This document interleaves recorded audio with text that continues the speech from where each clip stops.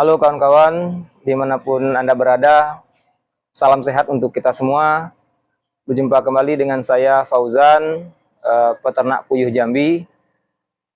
Di video kali ini saya mengambil spot di teras rumah saya, yang dulunya tempat awal saya belajar beternak puyuh. Bisa kawan-kawan sekalian lihat, di belakang saya ini tepat Sungai Batanghari, sungai terpanjang di Sumatera, dan kondisinya saat ini lagi banjir. Baiklah kawan-kawan sekalian, di video ini saya akan berbagi pengalaman dan menceritakan mengapa saya memilih beternak puyuh petelur. Jadi sebelum beternak puyuh petelur ini sudah ada beberapa usaha yang saya coba lakukan, seperti budidaya ikan, terus juga berkebun, terus juga berdagang segala macamnya lah. Tapi sangat sulit untuk bertahan. Ya karena posisi kampung kami ini terpencil dan jalannya pun jalan buntu. Jadi agak susah. Terus untuk seperti budidaya ikan tadi, itu tentunya terpengaruh oleh kondisi banjir tahunan seperti ini. Sama di segi perkebunan pun juga seperti ini. Terganggu dengan adanya banjir musiman. Jadi sangat sulit untuk menjadi usaha yang berkelanjutan, menjadi usaha pokok yang bisa dikembangkan sedemikian rupa untuk ya meraih sukses yang lebih tinggi. Nah, kenapa saya memilih beternak puyuh petelur? Seperti yang saya ceritakan di video pertama kemarin, dari mana asalnya atau dari mana awalnya saya tahu tentang ternak puyuh petelur. Dan alhamdulillah sampai sekarang ini bertahan. Dan insya Allah masuk ke dalam tahap pengembangan. Jadi kawan-kawan sekalian, ada beberapa kelebihan daripada beternak puyuh petelur ini. Yang pertama itu, ternak puyuh petelur ini tidak membutuhkan lokasi yang luas. Dan untuk tahap belajar itu bisa saja menggunakan halaman rumah, teras rumah, ataupun bagian belakang rumah. Itu bisa saja. Terus juga modalnya bisa disesuaikan dengan kemampuan kita dulu. Seperti yang saya ceritakan kemarin, modal saya awalnya 300.000 ditambah dengan eh, modal ipar saya 300.000. Jadi 600.000 modal kami di awal belajar beternak puyuh ini. Kemudian beternak puyuh ini tidak membutuhkan perawatan yang rumit. Nah, mungkin di video sebelumnya sudah saya perlihatkan, juga saya ceritakan bahwa puyuh petelur ini dia itu dalam posisi terkurung. Nah, dia hanya diam saja di dalam kandang itu. Kita tidak mengganggu tidak terlalu mengganggu puyuhnya. Kita memberikan pakan itu dari luar, memberikan minum juga dari luar. Paling kita buka kandang itu mengambil kalau ada yang mati, terus juga kalau ada yang mau diapkir. Seperti yang saat ini saya miliki, itu puyuh di kandang baru itu ada 1.500. Itu waktu saya untuk di kandang itu perharinya ya kurang lebih cuma 2 jam per hari.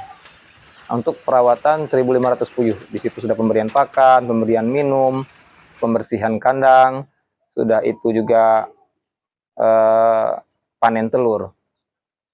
Kemudian keunggulan lain daripada ternak puyuh petelur ini tidak terpengaruh terhadap cuaca.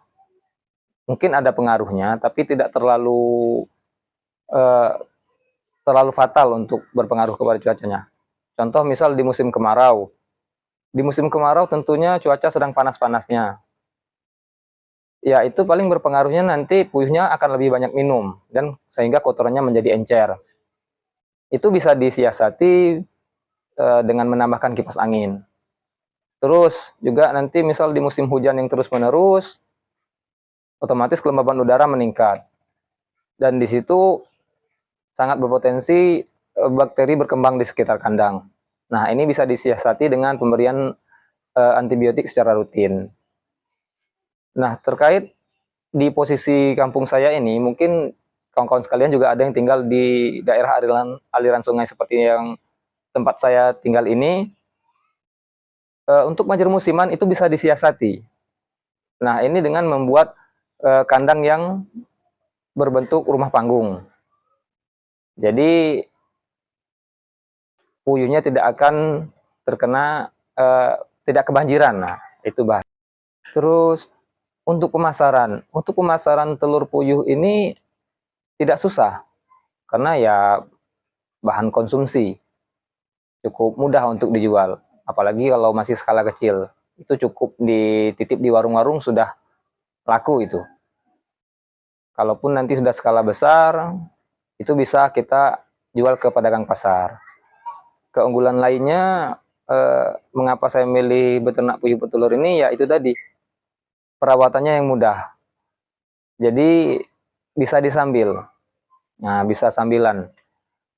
Untuk puyuh di bawah 1.000 ekor, itu masih termasuk sambilan. Kalau saya bilang untuk di bawah 1.000 ekor itu masih sambilan. Seperti yang pernah saya lakukan, itu saya nyambil ngojol. Jadi setelah saya bersihkan kandang, kasih pakan, itu saya berangkat ngojol, pulang di malam harinya itu panen telur. Dan begitu terus. Sehingga keuntungan telur puyuh ini terus saya tabung, dan untuk menambah populasi sampailah dalam posisi saat ini. Tapi ada catatan juga, meskipun burung puyuh ini bisa sebagai sambilan, namanya kita beternak itu harus dengan penjiwaan. Ternak kita itu butuh perhatian, tidak bisa juga asal-asalan. Jadi itulah beberapa alasan mengapa saya lebih memilih beternak puyuh petelur. Mungkin kawan-kawan sekalian ada yang memiliki kendala-kendala yang seperti saya ceritakan di awal tadi, sulit untuk berkebun karena musim banjir, sulit untuk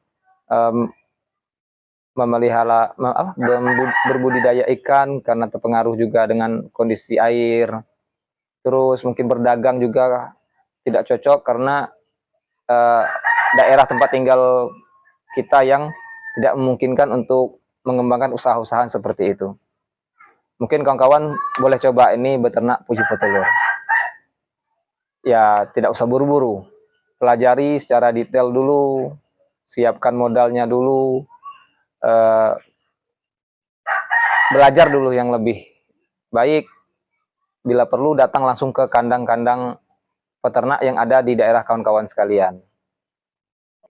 Untuk poin nomor 1 tadi, bahwa beternak puyuh ini tidak memerlukan lokasi yang cukup besar. Jadi idealnya puyuh ini harus dibangun rumah sendiri. Nah, jadi beternak puyuh ini memang ada rumahannya, rumahan puyuh, nanti baru di dalamnya ada kandang-kandang baterai. Untuk rumahannya ini ya juga tidak mesti seperti rumah manusia, tidak juga harus permanen. Bisa juga seperti yang saya punya itu kayu, dan saya buat panggung untuk menghindari banjir. Ada juga teman-teman sekalian itu cuma membuat atap aja, atap terus nanti dinding sekaliannya dipasang jaring. Catatan untuk membangun rumahan puyuh ini ya bebas dari hama, juga tidak kehujanan. Nah itu aja catatan pentingnya. Hama puyuh ini apa aja, itu biasanya ya reptil, ular, biawak, itu biasanya makan puyuh. Kalau tikus itu biasanya dia makan telurnya aja. Terus juga ada kucing. Nah, kalau kucing ini biasanya dianya ya musuhin puyuh aja. Biasa nggak dimakan, cuma dibunuh aja. Nah, catatannya itu aja. Untuk bangun rumahan puyuh, syaratnya bebas hujan, bebas dari hama. Baiklah kawan-kawan, itulah mengapa saya lebih memilih beternak puyuh. Silahkan kalau kawan-kawan mau mengikuti jejak saya untuk beternak puyuh petelur. Beternak puyuh petelur ini asik, terus juga menjanjikan, dan bisa dikembangkan untuk skala yang lebih besar. Jika kawan-kawan sekalian menyukai video ini, silahkan tekan tombol like, komen, dan subscribe channel kami ini supaya jangkauan video ini menjadi lebih luas dan bermanfaat untuk kawan-kawan kita sekalian yang jauh di luar sana. Terima kasih atas perhatiannya. Salam sehat untuk kita semua. Ayo beternak puyuh petelur.